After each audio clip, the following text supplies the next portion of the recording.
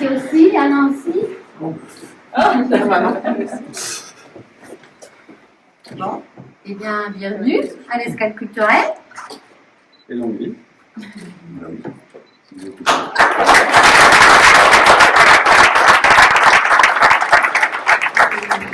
Bonjour à toutes et à tous. Vous pouvez approcher, il y a encore d'espace devant. Ah, c'est mieux comme ça, il y aura.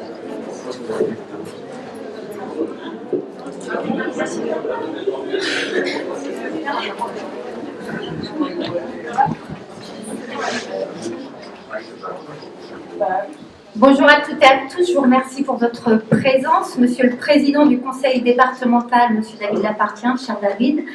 Monsieur Tatard, président de la CAF du Morbihan, mesdames et messieurs les élus de Serran, chers collègues, mesdames et messieurs les anciens élus, monsieur Alain Marchal, qui était maire de 2001 et à 2020, mesdames et messieurs les élus des communes voisines, mesdames et messieurs les agents municipaux, mesdames et messieurs, chères Serrantaises, chers Serrantais. J'excuse certains élus qui ne pouvaient pas être présents aujourd'hui, et notamment le député Paul Molac, mais également messieurs les sénateurs Yves Blenben et Simon Hustin, et madame le sénateur Muriel Jourdain. J'associe aux propos qui vont suivre l'ensemble des élus du conseil municipal et plus particulièrement Jérôme Fablet, l'adjoint en charge du suivi des travaux, et également Laetitia Le Guen, adjointe en charge de la culture. Merci à toutes et à tous pour votre présence ce matin. C'est un grand honneur pour moi de vous accueillir aujourd'hui pour l'inauguration de l'Escale culturelle de Serran. Ce lieu que nous inaugurons ensemble est le fruit d'une vision partagée, d'un travail collectif et d'une volonté forte, celle de placer la culture, les savoirs et le lien social au cœur de notre ville communale, au cœur de la cité.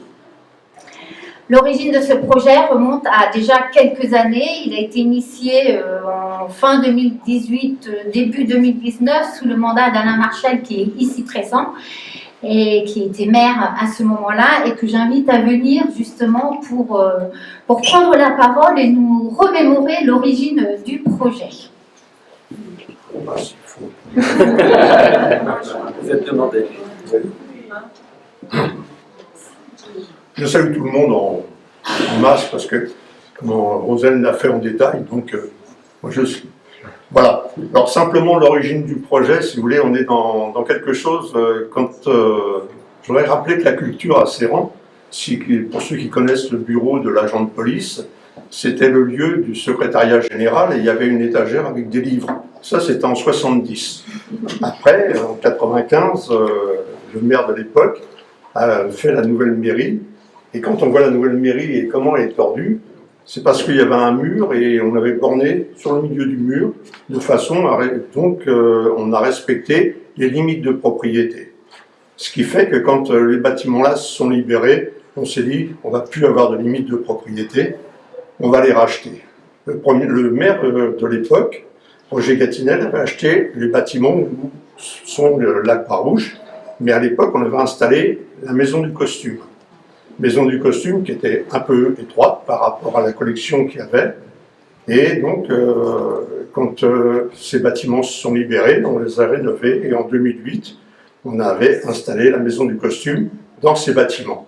Sauf que, j'en avais parlé à l'époque avec Loïc Bouvard qui me disait « Tu sais, tu fais une maison du costume, à mon avis, c'est pas très porteur. » Il n'avait pas tout à fait tort, arrivé à la fin en 2018-2019, on avait 300 visites par an, ce qui faisait que c'était très très onéreux. Donc on avait proposé quelque chose aux propriétaires des costumes pour faire des expositions temporaires. Il n'a pas voulu, il est parti.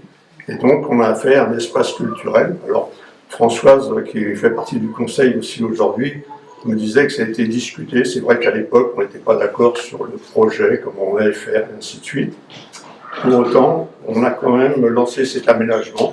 Et puis, 2020, les choses vont à terme. Je n'ai pas renouvelé mon mandat, atteint par l'âge, il était temps. Et puis en plus, au bout d'un moment, ça patine là-dedans. Et donc, il fallait repasser, disons, le témoin à d'autres. C'est ce qui s'est fait. Et en continuité républicaine, eh bien, disons, l'équipe qui a suivi a fait ce projet qui est quand même bien réussi. Alors on avait choisi l'équipe d'architectes à l'époque, qui nous avait fait visiter, disons, sur une vidéo, le futur projet, et ça correspond pratiquement tout à fait, et c'est bien. Je sais que vous avez, alors, ces bâtiments étaient quand même en ruine. Il y a le bâtiment où vous avez visité tout à l'heure, il y a, disons, la petite salle de présentation. L'auditorium. L'auditorium, voilà. Pourquoi tu as été temps que j'arrête quand même. C'est un travail d'équipe. Oui. Et donc, dans cet auditorium, si vous voulez, on avait fait dater la charpente, elle était de 1515. Donc, ce sont quand même des bâtiments qui ont vécu, qui sont sur ces rangs. Et je trouvais intéressant que l'ensemble de ces bâtiments soit relié à la mairie, parce que ça crée un ensemble dans le centre-bourg, et on n'avait pas trop envie que ça s'éclate un peu partout. Voilà. Et je trouve que c'est intéressant. Voilà un petit peu l'histoire des bâtiments. Après, les travaux, on était juste au moment de les commencer. Moi, j'arrêtais, les autres arrivaient, mais il y avait le Covid, puisque l'élection était perturbée par le Covid. Et puis après, il y a eu toutes les aventures que vous avez connues, mais celles-là, elles vous appartiennent. Moi, ça ne m'appartient plus. Et je vous laisse vous débrouiller. Alors, je ne souris pas trop parce que je me suis pété une dent. C'est pas très photogénique, mais je la fais réparer en attendant les péter. Voilà. Merci de votre attention. Et puis, que ce lieu vive, ça sera les Sérentais qui le feront vivre. Et je vous laisse la charge de le faire. Voilà.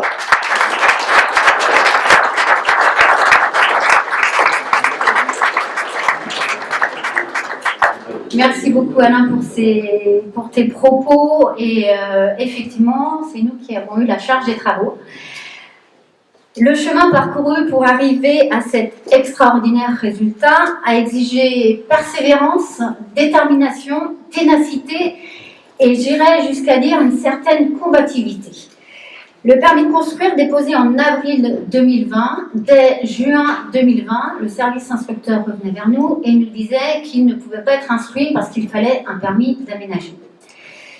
En pleine période de Covid, nous n'étions qu'au début d'une très longue aventure.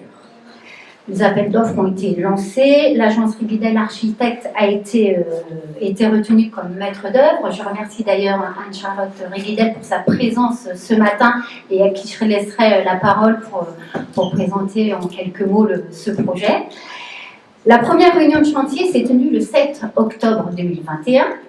On suivi le début des travaux, les demandes de subventions pour le mobilier, par exemple, se sont enchaînées les nombreuses rencontres avec les partenaires, le maître d'œuvre, les entreprises. Et les premiers retards sont arrivés. Et là, en tant que commune, nous ne maîtrisons pas les calendriers des entreprises. Ce chantier a été confronté à diverses défaillances d'entreprises qui ont contraint l'arrêt du chantier à plusieurs reprises, et parfois c'était des arrêts très longs, imposant même le lancement parfois de nouvelles consultations. On a fait face à des entreprises qui étaient en liquidation judiciaire et donc enfermées par les marchés publics. Nous n'étions que dans la triste contrainte de devoir attendre. Les années passaient, 2022, 2023, 2024 et le chantier peinait. Mais fin 2024, tout a rebondi et on a enfin pu, en mars 2025, réceptionner le chantier. On a ouvert cette escale culturelle le 13 mai dernier, puisqu'entre la réception et l'ouverture, il y a quand même eu beaucoup de travail à faire. Et je remercie les élus qui ont mis la main à la pâte pour aider au déménagement des collections et également les agents qui ont été très actifs pour permettre cette ouverture le 13 mai. Et depuis le 13 mai, on peut constater qu'il y a déjà une belle fréquentation de la part de la population sérantaise. Il aura donc fallu un peu plus de 3 années de travail, de patience, de conviction pour aboutir à ce beau résultat, grâce à la mobilisation des agents, à la ténacité des élus, au soutien financier de la DRAC, du département du Morbihan, et également de la Caisse d'allocation familiale du Morbihan. Cet espace aura enfin pu voir le jour. Ce long parcours me rappelle André Malraux qui disait « La culture ne s'hérite pas, elle se conquiert ». Notre escale culturelle résulte de la réhabilitation et du réaménagement de bâtiments anciens, comme il a été présenté tout à l'heure par M. Marchal. dont une des plus anciennes maisons du bourg, et on a absolument souhaité conserver le caractère patrimonial, architectural et historique des lieux. Nous passons ainsi d'une médiathèque qui était au sein de la mairie d'une centaine de mètres carrés à un espace d'une surface totale de 690 mètres carrés, comprenant 473 mètres carrés en accès public, 140 mètres carrés pour les espaces réservés au personnel et aux espaces techniques, et également pas loin de 80 mètres carrés d'espace extérieur ici à gauche qui se compose d'une terrasse et d'un jardin, d'un théâtre de verdure. Ce nouvel espace a donc une médiathèque, une ludothèque. La ludothèque, c'est quelque chose de nouveau. Ça avait été proposé par le Conseil municipal des enfants en 2019. Et aujourd'hui, on a Corneille qui est à nos côtés, qui représente le Conseil municipal des enfants. Merci Corneille pour ta présence. Nous avons également des espaces d'animation, des espaces pour se réunir, pour travailler, pour venir réviser par exemple. On est en pleine période de bac pour les lycéens. Nous avons un espace d'information sur la vie locale et le patrimoine local, un auditorium d'une quarantaine de places, un hall d'exposition ici et d'espaces extérieurs, comme je l'ai dit précédemment. Les fonds documentaires ont été diversifiés et renouvelés sur divers supports, avec une attention particulière portée aux collections pour les personnes qui fréquentaient peu la médiathèque, puisqu'on a vraiment envie d'attirer toute la population sérantaise. Donc on a mis l'accent par exemple sur des collections à destination des adolescents ou encore à destination des seniors de plus de 75 ans par exemple. Qui dit réalisation d'un projet dit évidemment budget. D'un point de vue financier, le montant global de l'investissement s'est élevé à 855 340 €, comprenant les travaux, le mobilier, le matériel informatique et également les collections, dont la ludothèque qui est un nouveau fonds. Côté recettes, la DRAC a apporté son soutien à travers la dotation globale de décentralisation pour un montant de 443 019 €, ce qui représente quasiment 52% du projet. Le conseil départemental, représenté par M. David Lapartien, présent ce matin, a soutenu ce projet à hauteur de 125 000 € pour représentant quasiment 15%. Et il y a également la caisse d'allocation familiale, donc, qui a participé notamment pour l'achat de collections pour un montant de 4 200 €. Le reste à charge de 283 051 € a été autofinancé par la commune. Nous n'avons pas eu besoin d'avoir recours à l'emprunt pour ce reste à charge. Je tiens ici à exprimer notre profonde gratitude aux partenaires financiers qui ont permis à ce projet de se concrétiser. Donc la DRAC qui pour son soutien constant à la diffusion de la culture, le conseil départemental du Morbihan pour son aide à l'investissement, mais également pour son soutien et son partenariat au niveau de l'accompagnement et du fonctionnement, puisqu'on travaille en lien avec la médiathèque départementale. Et également, la médiathèque départementale a permis le prêt de collection complémentaire pour pouvoir bien achalamber cet espace qui est beaucoup plus important. Et également la caisse d'allocation familiale du Morbihan qui nous a accompagnés sur l'investissement, mais qui nous accompagne également sur le fonctionnement. Grâce à eux, grâce à vous, nous avons pu aller au bout de cette ambition collective. Ce lieu, c'est bien plus qu'une nouvelle infrastructure, c'est un tiers-lieu, un espace d'accueil, de création et de rencontre, un lieu où l'on vient lire, apprendre, découvrir, créer, se poser. C'est un lieu qui ne demande rien d'autre à celles et à ceux qui le franchissent que l'envie d'être là. Nous avons voulu que cet espace soit entièrement gratuit, parce que nous croyons profondément que la culture et le savoir doivent être accessibles à toutes et à tous, sans distinction. C'est un choix politique fort. La gratuité n'est pas une absence de valeur, c'est une promesse d'égalité. La culture, ciment invisible qui relie les membres de notre société, transcende les différences et nourrit la créativité. À travers cette escale culturelle, notre escale culturelle, nous affirmons notre engagement pour l'éducation, pour l'accès à l'information, pour la diffusion des savoirs et pour la valorisation de toutes les pratiques culturelles. Et cela se traduit par exemple par des collections renouvelées et accessibles, ou encore par une programmation diversifiée, et également par des temps culturels forts sur notre commune. Tous les ans, nous avons par exemple le mois du galop qui permet de valoriser et de préserver cette langue de Bretagne. Et nous avons également une biennale, le Festival du livre jeunesse.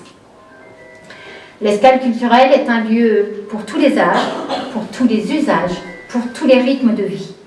Elle accueille les élèves, les enfants après l'école, les jeunes en quête d'idées, les associations porteuses de projets, les familles curieuses, les aînés en recherche de liens.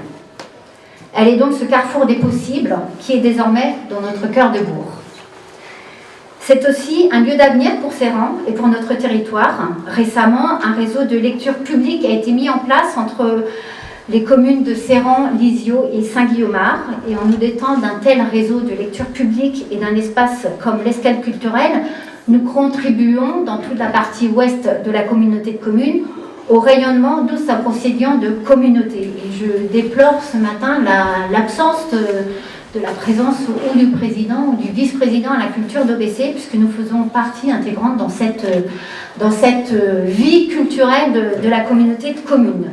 Nous montrons que les territoires ruraux ont toute leur place dans l'innovation culturelle, dans la transition sociale et dans la démocratisation des savoirs. Ici, chacun pourra trouver sa place. Ce lieu est une invitation à la curiosité, à la rencontre qui est essentielle à la qualité de vie de toutes et de tous. Il portera en lui les voix, les idées, les talents de notre territoire. L'escale culturelle vivra par ce que nous en ferons ensemble. Et pour conclure, j'en viens aux remerciements. Dans un premier temps, je remercie les élus, les services municipaux, les équipes techniques, le service culture, les bénévoles et bien sûr les habitantes et les habitants dont les besoins, les idées et l'implication ont été le socle de ce projet. Je tiens à adresser un remerciement tout particulier à Agnès Lorgueilleux, notre agente en charge de la culture à Serran, pour son engagement constant, sa rigueur et sa créativité tout au long du projet, par sa disponibilité et sa vision sensible de la culture comme un lien vivant entre les habitants. Elle a su accompagner chaque étape avec professionnalisme et conviction. Merci pour ce travail remarquable. Je souhaite aussi saluer le travail de Jérôme Famelet, notre adjoint aux travaux, pour sa présence constante sur le terrain et son investissement sans relâche tout au long du chantier. Il n'a ménagé ni son temps, ni son énergie. Ce suivi, souvent en coulisses, a largement contribué à faire de cet espace un équipement à la hauteur de notre ambition. Et je le remercie chaleureusement. Je remercie les agents, les élus qui ont préparé cette journée. C'est un vrai travail d'équipe. Chers amis, l'escale culturelle est désormais inaugurée et désormais ouverte. Elle est entre vos mains maintenant. À vous de la fréquenter, de la faire vivre, de l'enrichir. Merci à toutes et à tous pour votre présence aujourd'hui.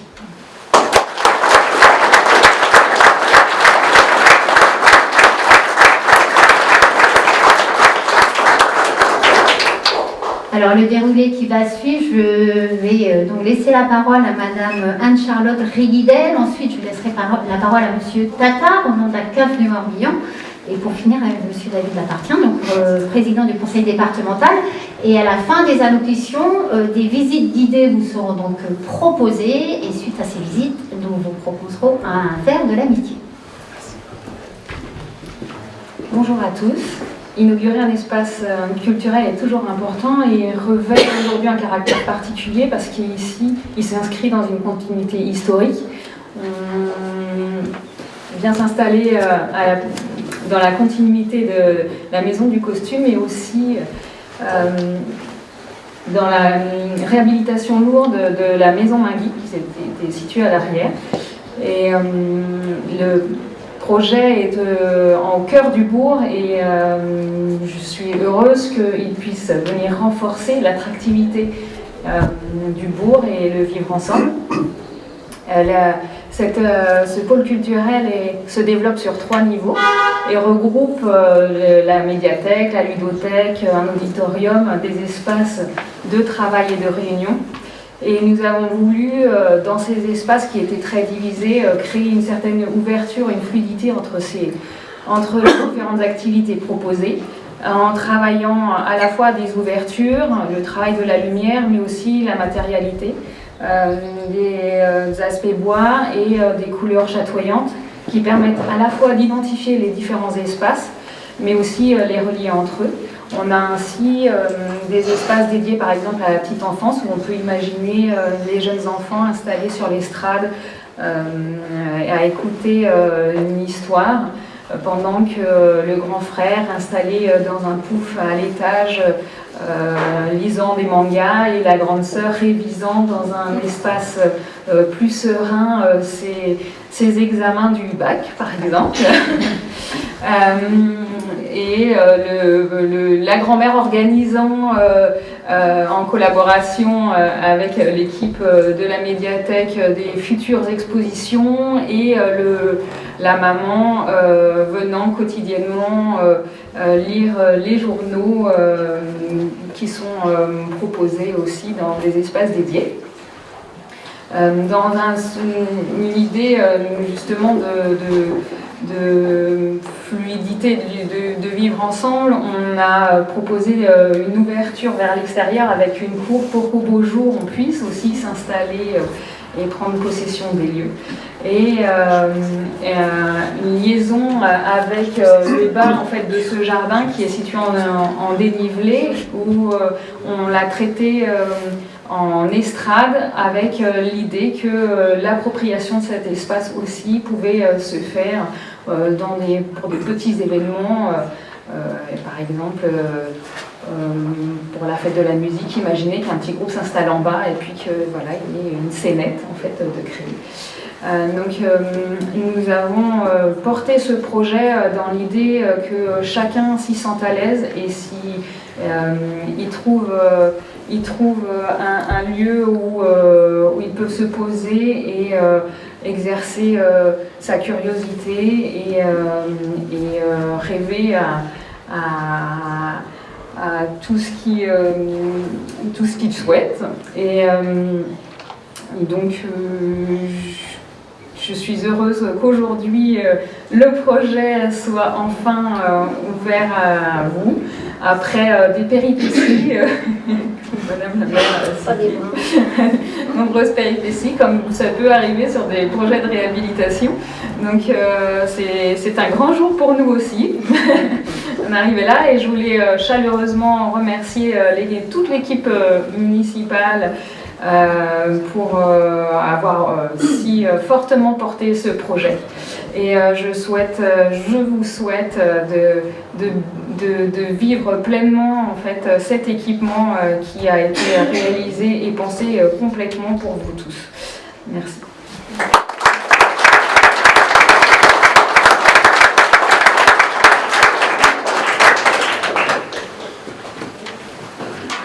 Mesdames et messieurs, merci, bonjour. La CAF est très très heureuse de vous accompagner, Madame la maire, sur ce très joli projet. Vous avez dit de très très jolies choses, je trouve. Alors c'est l'avantage aussi d'arriver dans les derniers. Je ne sais pas, David, ce que vous ferez tout à l'heure, mais moi j'ai plus rien à dire, tellement vous avez été complet.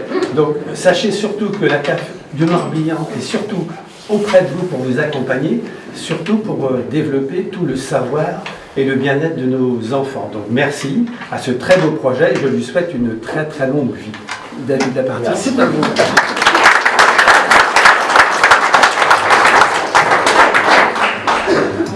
Madame la maire, mesdames et messieurs les élus, membres du conseil municipal, monsieur le président de la CAF, messieurs les maires des communes riveraines ou élus des communes riveraines, cher monsieur Marchal qui était ici, ancien maire de la commune, mesdames et messieurs, merci tout d'abord, chère Rosen, pour ton invitation à participer à cette inauguration. Et il est vrai que le samedi, je vadrouille souvent dans le département du Morbihan pour être dans différentes inaugurations, et à chaque fois, partout, on voit des réalisations de qualité qui répondent finalement aux besoins de telle ou telle commune. Ici, une maison des assistantes maternelles, ici, une rénovation du restaurant scolaire, et puis ici, à Serran, eh bien, ce lieu de médiathèque, ludothèque, lieu de culture, de centre culturel, qui permet justement de faire en sorte que la culture soit partout, dans toutes nos 249 communes du département, Et la lecture publique notamment, puisque ce n'est pas qu'un bâtiment de lecture publique, tu as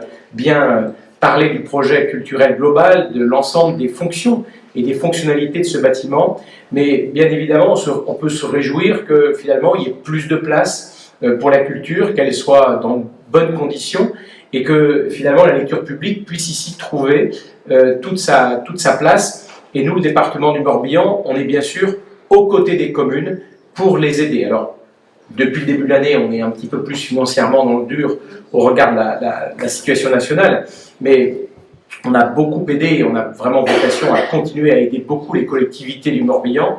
Et ici, ce sont 125 000 euros du département qui sont venus aider finalement ce projet et qui ont fait en sorte que la commune ici a réussi à autofinancer sa part et donc garder aussi ses moyens d'investissement pour encore d'autres projets. Et c'est ce qui fait la force de ce département.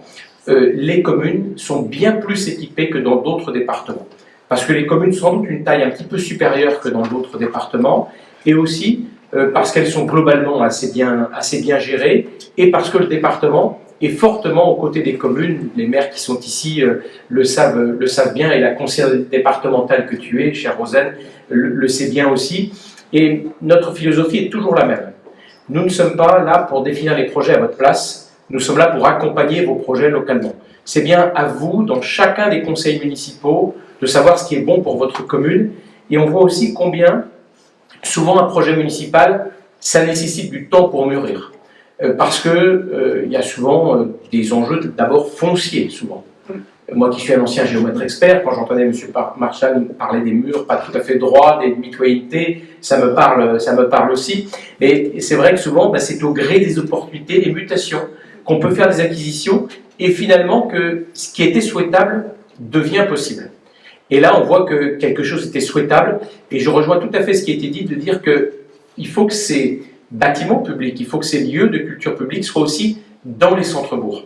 Parce qu'il faut renforcer la centralité de nos bourgs. C'est souvent plus facile de faire des bâtiments à l'extérieur, le foncier est plus accessible, on a moins de contraintes, mais si on veut que le bourg reste le bourg et que l'attractivité se fasse, que les commerces fonctionnent, qu'on se croise tous dans le bourg, eh bien il faut aussi que nos équipements soient dans le bourg. En tout cas, moi j'ai toujours milité pour ça en tant que maire de ma commune à Sarzeau, mais je crois que c'est fondamental, et ici vous avez fait le bon choix. Et on voit bien que l'action municipale est souvent une action en temps long, et que souvent un mandat n'y suffit pas. D'ailleurs, je me souviens d'une remarque de mon opposant municipal, Monsieur le maire, mon premier mandat, je crois bien que vous n'arriverez jamais à tout faire. Et je dis, je crois bien que vous avez raison, et je vais être obligé de me représenter. Et donc, voilà, on voit que ça apprend le temps long, et parfois il faut plusieurs mandats pour mener à bien un certain nombre de dossiers, mais ça permet aussi de les faire mûrir, de les concerter, de faire adhérer finalement la population, et on voit que c'est des lieux dont on a vraiment besoin. Tout à l'heure, vous parliez, je crois, madame, un petit peu des différentes générations qu'on peut avoir ici, et on voit tous, quand on lit des histoires des tout petits, combien ils sont passionnés, et ces lectures publiques destinées aux 0-3 ans, je trouve ça absolument formidable, comment ils sont passionnés, immergés, on imagine un petit peu tout ce qui se passe dans leur tête, et puis effectivement, après on passe à la catégorie manga, c'est à peu près celle de mes filles, donc je vois très bien le cheminement, puis après on commence à réviser, et c'est bien d'avoir ces lieux où finalement, on est aussi dans l'intergénérationnel, et on peut accueillir finalement tout le monde, de toutes les générations. Et nous, département du Morbihan, nous avons bien sûr, au-delà du soutien aux collectivités, et on l'a fait avec beaucoup de plaisir, on a aussi une autre mission, peut-être un peu plus méconnue du grand public, mais bien connue des communes, qui est celle de la lecture publique.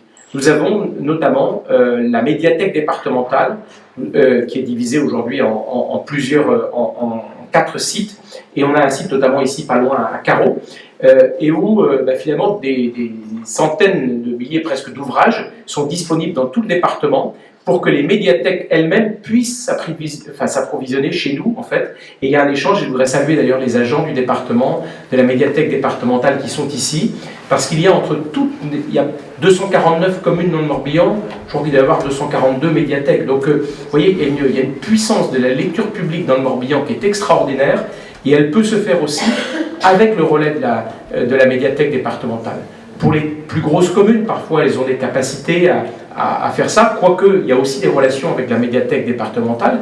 Mais pour les plus petites, s'il n'y avait pas non plus les fonds départementaux, ce serait beaucoup plus difficile. D'où l'importance des fonds départementaux et aussi d'aider aussi, aussi dans la formation l'ensemble des agents municipaux sur ces enjeux de lecture publique.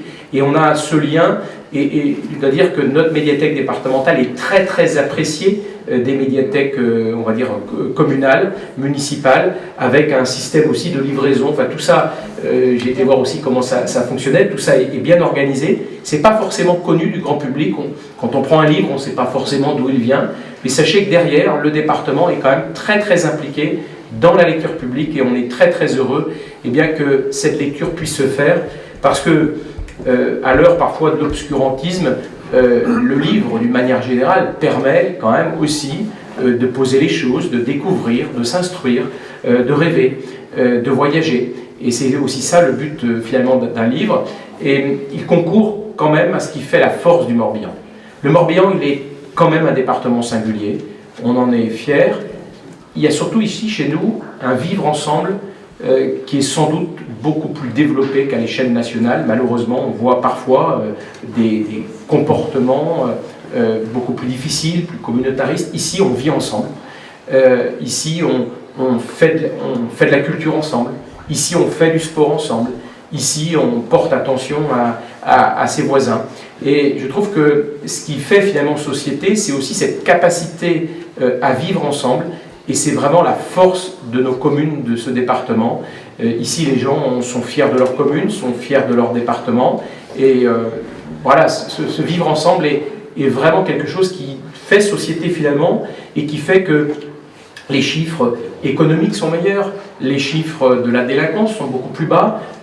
On a une jeunesse formidable. Moi, j'ai l'occasion d'aller dans beaucoup de collèges. En tant que président du département, on a la compétence sur les collèges, mais c'est pareil, on a de formidables jeunes, et vous avez là des jeunes du conseil municipal, des jeunes, ils ont plein de projets, plein d'énergie, et notre rôle est aussi d'être à leur côté, et des établissements comme des bâtiments comme celui-ci, naturellement, y concourent. Et ce que je trouve bien aussi pour terminer, c'est que on voit bien, on a là un mur plus moderne, un mur qui fait le lien avec finalement presque 500 ans d'histoire. Et c'est ça aussi une ville, un bourg, il faut lui garder son âme. Séran a une âme, moi qui y passe souvent, j'y viens beaucoup plus souvent en vélo, encore il y a 15 jours, en faisant Saint-Guillaumard, Séran, Calac, voilà, j'y passe beaucoup plus souvent en vélo dans votre commune, mais chaque bourg a son âme, ici il y a une âme, et de faire en sorte que du passé on ne fasse pas table rase, c'est comme finalement dans la lecture publique, vous avez su mêler tout ça, et c'est une opération à longue haleine, commencée avec votre prédécesseur et finie aujourd'hui. Donc moi je voudrais vraiment féliciter la commune de Séran pour cette belle réalisation, et donc longue vie à cet espace culturel de Séran.